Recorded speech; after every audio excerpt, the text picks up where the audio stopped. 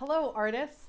So this week we'll be focused on sculpture. So we're going to use found objects to create our sculpture. So hopefully you can find some things like some old containers that were going to be recycled. Toilet paper tubes are awesome, or paper towel tubes, egg carton, cardboard to create. So in this video, I'm going to show you two different types of sculptures. I'm going to do a three-dimensional sculpture that will be a sculpture that you'll be able to see like in a sculpture garden where it's 360 degrees around. Or we'll also I'll show you how to create a relief sculpture. And a relief sculpture is on a 2D surface, so it would still hang on a wall. But what's happening is that you have a raised surface, so you have surfaces coming up off of that two-dimensional. So this is called a relief sculpture. So we'll use cardboard, oil pastels, watercolor, glue, and scissors for this one. And this we'll use, I'm going to show you a bunch of different techniques to notch things together and make things connect. So find some variety of objects. And if you have some tape or glue, you could use it too to keep creating and get things that might need to be stuck. But your goal with this one will be to use a limited amount of tape and glue. So let's get started.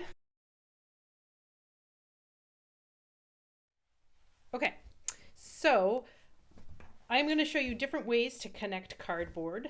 And you can use this using different plastics too, but I'm just going to show you with the cardboard because it's a little easier to see. And so you'll need your scissors and a select amount of cardboard. The first one is called a flange, and something like this. So I'm going to be cutting around my cardboard tube, little tiny slits all the way around. And something like this is great to have something stand up on its own. So this, you just fold out your little cardboard here, and this is considered a flange. So you can see now my tube has a nice base to it. So you could put a little bit of glue under there if you needed to, but something like attaching that onto something will be a lot better. So I could tape this here or glue it. So having that flange will really allow that to stick better than trying to put glue on an end like this. It's not as easy. So that is a great way to attach something easily that you want. That's an odd shape. Right, your next one is called a slot, and these are great for when you want to attach two different things. So I'm just going to cut my cardboard down into a smaller piece, and these two pieces I'm going to take and I'm going to put a little slit in. You don't want to go all the way, like that was probably a little too far, and another slit on this one, and you can attach them. And you'll notice that the distance of where you cut will change how far this goes. So how far you can make that. But you can see that now I have this nice standing slot. Tabs are another great thing. So a tab is creating something so that your piece of cardboard has kind of similar to the slot where it sticks out, but you're creating it so that it's a tab. So like I could have this tab here and allow that to be able to stick on here. So if I glued that down, that would help. But if you add a tab and a slot together, you can have, careful when you do this one because you don't want to have your hand behind there, but if you added something poked through with your scissors and made a slot and then put your tab inside of your slot. Boom. So now there's my tab. I can just fold it on this side and inside my slot, and I have this great piece like so. So that is using your pieces to create different structures, different ideas without using tape. If you wanted to use tape, another one that is something that I think is great is called an L brace. So if I have some tape and again some pieces of cardboard, going to make them really small here. And what you do is put just kind of a tiny little slit in between them, like so. So you want that to be about that distance. Take your piece of tape, and you could use Scotch tape here if you have that, or masking tape or blue tape. Don't use too expensive of tape.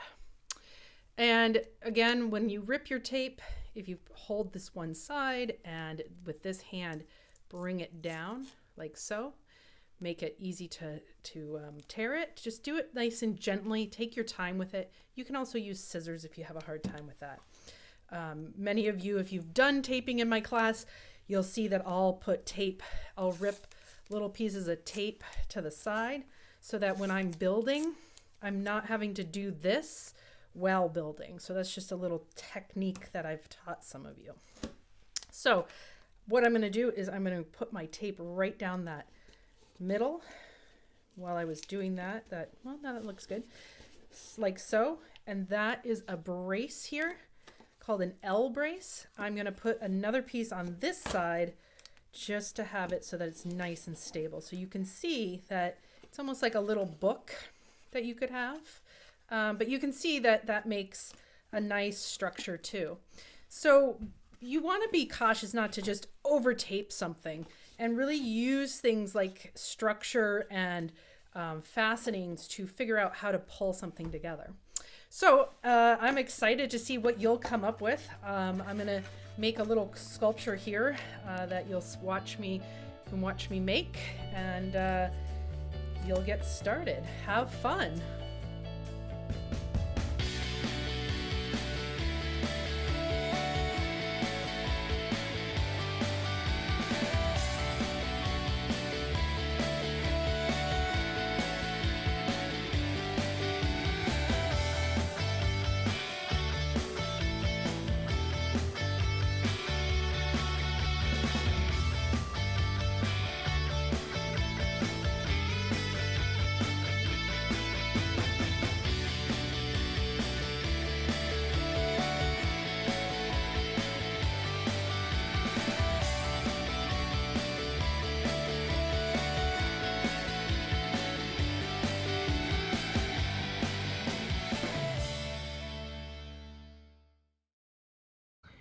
Okay, you can see that this is one of my sculptures that I made that has, you can see I put little people in for scale, so you know that this outdoor sculpture was made to be viewed as a giant piece of artwork by these two. And just remembering that when you create a sculpture, you got to think about your people going all the way around. Like Maggie is going to be on this side. So, you know, having that 360-degree view of your sculpture. Okay, check out, these guys are looking at my next sculpture, which is, I made a flower using no tape here. I would caution the gentleman down there to be very cautious, because this isn't the steadiest flower I've ever made. But it is to scale a big giant sculpture for these people, tiny for me. But yeah, there you go. I didn't know what I was gonna do before I just started making, and things just came out of what I had. Excited to see what you all make.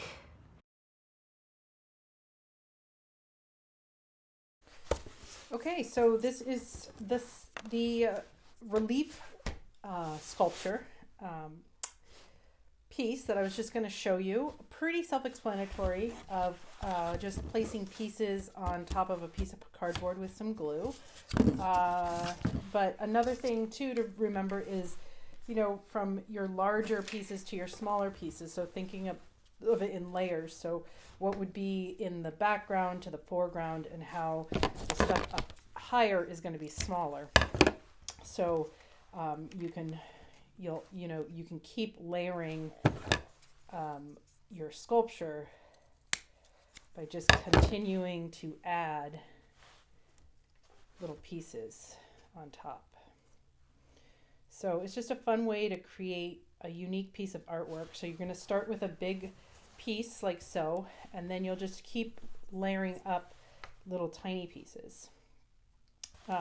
You can also take and tear back your cardboard, and it will expose some different textures. So like having this piece here that's lined. You can soak a little bit of your cardboard in a little bit of water if it's harder to peel this layer off, but I like to just take it off.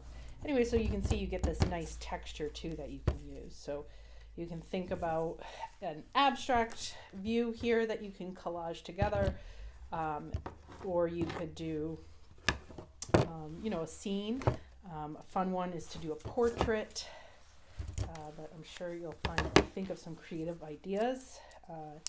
With it being spring and loving the outdoors, I think I might myself create a scene in maybe the forest with some trees.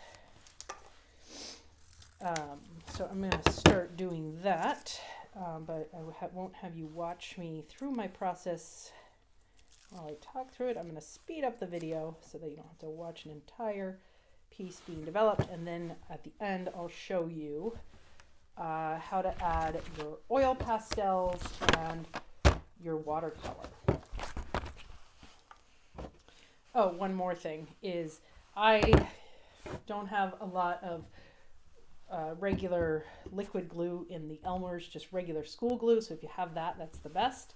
But like I'm going to use Mod Podge because for some reason that's all I can find.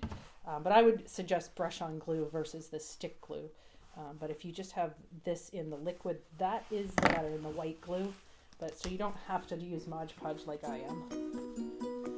I'm just using it because that's all I have. All right.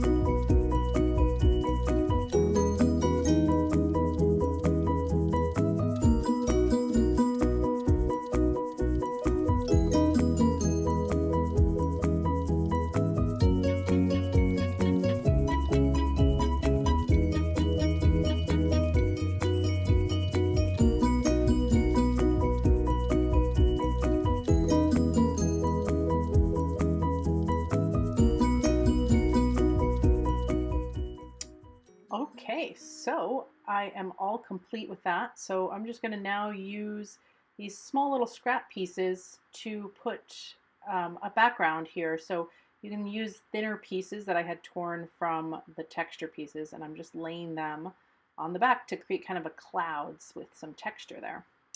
So I'm all finished, cut that up, and I am ready to move on to the color. Okay, so you can see my glue has dried, so I am ready to start adding some detail. So I have myself some watercolors and oil pastels. So the great thing about oil pastels is you can add them first and get a little bit of line work going on in your piece, and then you can put your watercolor right over the top. And the watercolor will end up looking kind of translucent on the cardboard. So if you wanted to, you could use acrylic paint instead, but the watercolor does kind of create a unique look too to the cardboard. So you can now just start to decorate with some color, and there you go. You could also keep it as is with the cardboard, but your decision, your artist self. So have fun, and I'm excited to see what you all come up with.